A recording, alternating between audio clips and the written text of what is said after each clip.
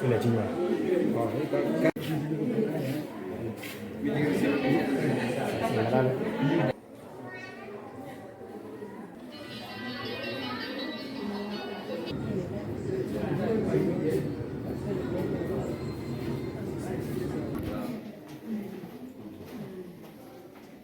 Tunasikia mwili iko mbaya, lakini hata watoto saa hii wanakonjeka.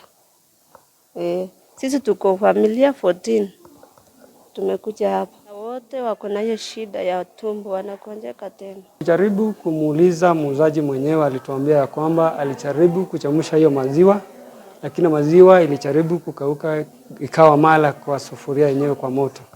Ndio hiyo shida tulijua ya kwamba maziwa yenyewe ilikuwa na shida.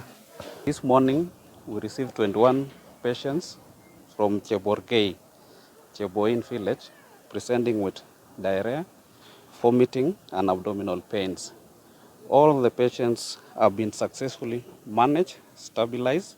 They are admitted in the isolation ward. They are all stable.